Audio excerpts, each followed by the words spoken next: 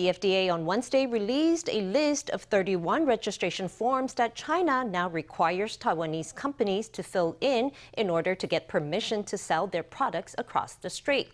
The forms require producers to state the ingredients used and their proportions, offer details on production methods, and even provide floor plans and workflow charts of their factories. FDA officials say that since China introduced these stricter requirements earlier this year, more than 3,000 Taiwanese companies have seen their export permits rejected. Among them, up to 1,800 firms have decided to stop exporting to the country altogether. Let's hear from the FDA. 这些其实对业者来讲，等于是要把你的商业机密全部都公布。For companies, this is like forcing them to disclose all the trade secrets. I think many companies won't be willing to comply with those requirements. Some companies know that making money in China is difficult, so some are opting to not do business there and focus on the Taiwan operations instead.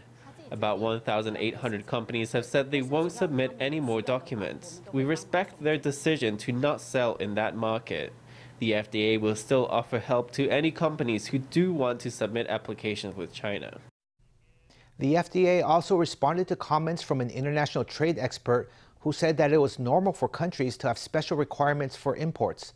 Officials say that although that is the case, the degree to which details are required varies, and Taiwan only requires specific information when there are doubts over whether imports meet local food and health and safety rules. Even then, they said, it never requires companies to list the proportion of each ingredient.